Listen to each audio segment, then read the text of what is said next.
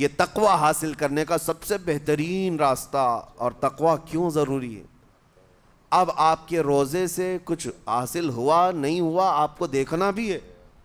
یہ نہیں کہ کیلنڈر کی طرح گنتے جاؤ، 1 ہو گیا، 2 ہو گئے، 3 ہو گئے، ہوتے جائیں گے. یہ دن تو چلتے رہتے ہیں، گنتے گنتے 20 بھی ہو جائیں گے، 25 بھی ہو جائیں گے، 30 بھی ہو جائیں گے. روزے گننے کا حکم نہیں، اپنے آپ کو سرچ کرو. پھر تھوڑی سی ورزش کرنے کے بعد بندہ ویٹ تول کر کے دیکھتا ہے کم ہوا گھٹا ہے کہ بڑا، ہر دن دیکھتا رہتا ہے. ہاں، ورزش کرنے کے بعد پھر ناپ کر کے دیکھتا ہے میرے جسم کا وزن کتنا گھٹا کتنا بڑا. ویٹ گین کرنے والے ویٹ لاس کرنے والے دونوں بھی برابر چیک کرتے رہتے ہیں. روزہ رکھنے کے بعد تمہیں خود کو بھی چیک کرنا چاہیے کہ میرے اندر اب تبدیلی آئی یا نہیں آئی. ایک روزہ رکھا اور پھر رات کو تراویح میں کھڑا ہوا، میرے اندر بدلاؤ کتنا ہے؟ کیا اب اللہ کی آیات قرآن کی سنتا ہوں میرے آنکھوں سے آنسو آ جاتے ہیں؟ اگر آ گئے ہیں تو اس کا مطلب ہے کہ دل نرم ہو گیا، اس روزے نے اثر دکھانا شروع کیا. اور پھر ویسی کا ویسا ہے تو اس کا مطلب ہے کہ آپ کے روزے سے آپ کو تقوی نہیں مل رہا ہے، آپ کو تقوی نہیں مل رہا. خوف خدا جب آتا ہے تو انسان کا دل موم ہو جاتا، نرم ہو جاتا ہے، اور اللہ کے عذابات سے، جہنم کے خوف سے، قبر کی سختیوں سے وہ رو پڑتا ہے، اس کی آنکھیں بہنے لگ جاتی ہیں. اور جب دل سخت ہوتا ہے پتھر کی طرح تو اسے نہ اللہ کی آیتیں رلاتی ہیں نہ آخرت کا تصور اسے ہلاتا ہے. اسی لیے قیامت کے دن کے بارے میں آپ کو بتاؤں، نبی پاک صلی اللہ تعالیٰ علیہ وسلم کی امت کی طرف جہنم کی آگ شعلے لپکاتے ہوئے بڑھتی آ رہی ہوگی بہت تیزی سے. قریب ہے کہ وہ جہنم کی آگ سب کو اپنے لپیٹ میں لے لے. وہاں کھڑے ہوئے بہت سارے لوگ اپنے اپنے اعمال کا صدقہ پیش کرنے لگے. حاجی اپنے حج پیش کر رہے ہیں، نمازی اپنے نماز، روزے دار اپنے روزے. کہ جہنم ہماری یہ نیکیوں کا صدقہ رک جا. جہنم کی آگ بڑھتی چلی آئی، بڑھ رہی تھی. جبرائیل امین علیہ الصلاۃ والتسلیم حاضر ہوتے ہیں بارگاہ مصطفیٰ صلی اللہ علیہ وسلم میں.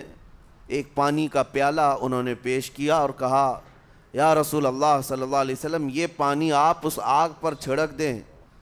نبی پاک صلی اللہ تعالیٰ علیہ وسلم نے وہ پانی اس آگ کی طرف پھینکا تو آگ دور چلی گئی، جو جہنم کی آگ اچانک بجھ گئی، کافی دور چلی گئی جو امت کی طرف لپک رہی تھی. رسول رحمت صلی اللہ تعالیٰ علیہ وسلم نے پوچھا جبرائیل سے یہ اتنا اثردار پانی ہے کون سا؟ یہ جبرائیل امین عرض کرتے ہیں یا رسول اللہ یہ آپ کے ان امتیوں کے آنسوؤں کا پانی ہے جو رات کھڑے ہو کر اپنے رب کے خوف سے رویا کرتے تھے. وہ اللہ کے خوف سے تھر تھراتے تھے، ڈر کر کے ان کے آنکھوں سے جو آنسو آتے. جبرائیل امین کہتے ہیں میں نے وہ آنسو جمع کر رکھے تھے اور وہ آج میں نے آپ کے سامنے پیش کیا. ایک آنسو کا قطرہ جہنم کی آگ بجھانے کے لیے کافی ہے. موتی سمجھ کے شان کریمی نے چن لیے قطرے جو گرے تھے عرق انفعال کے.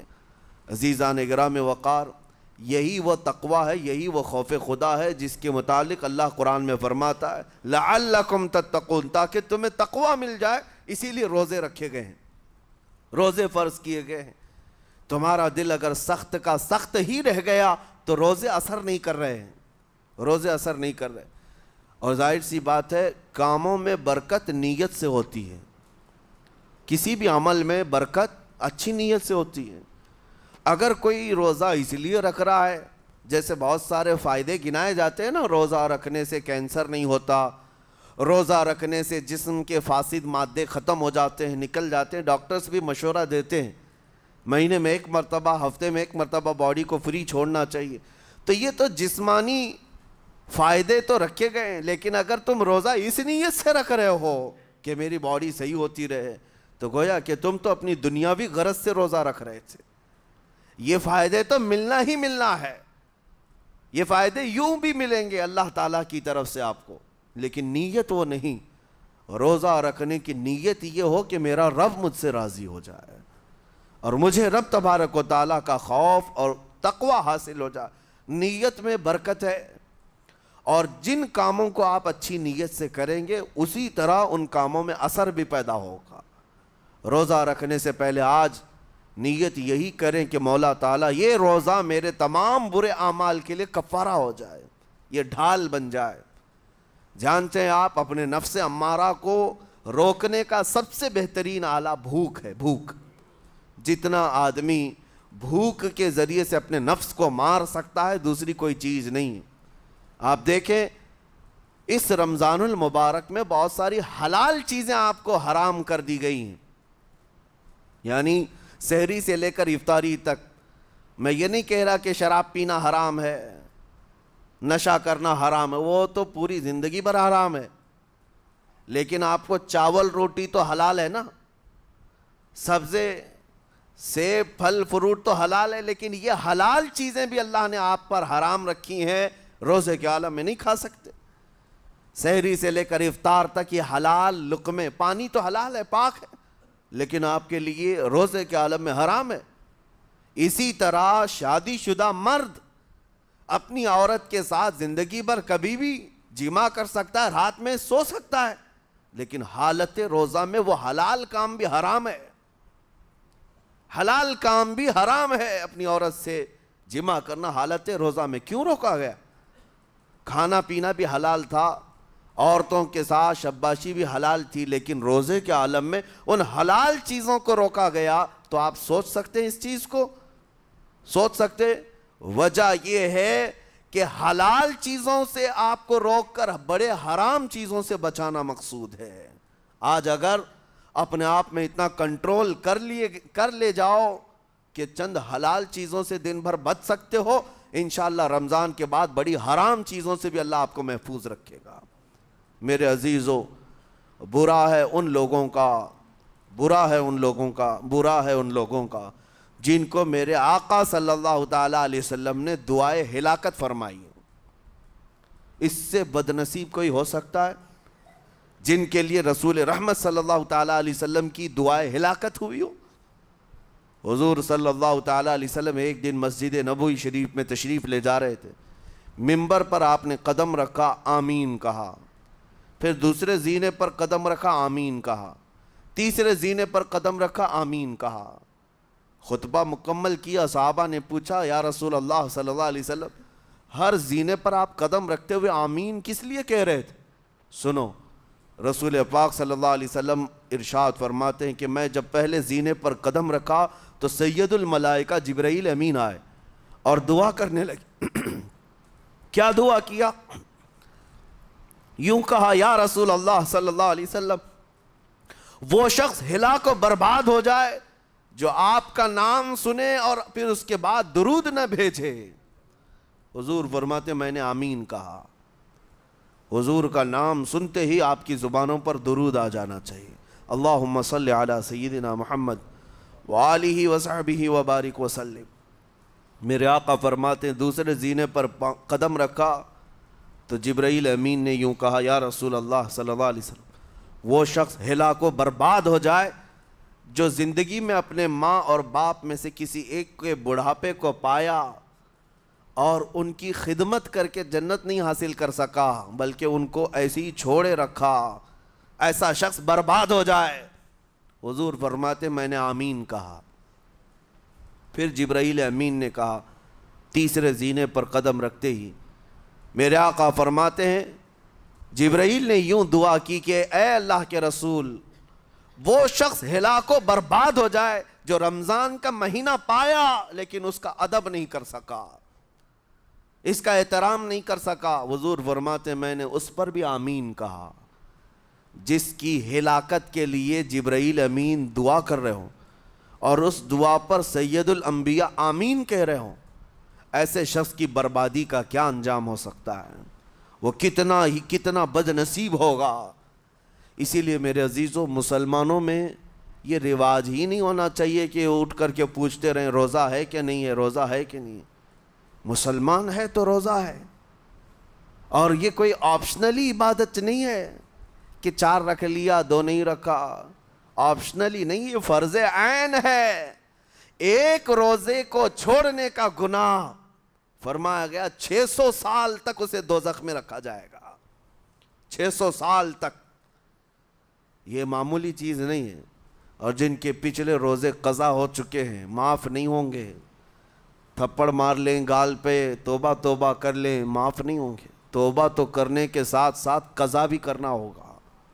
جب موقع ملے سال بھر میں اپنے چھوٹے ہوئے روزوں کو واپس کرنا ہے۔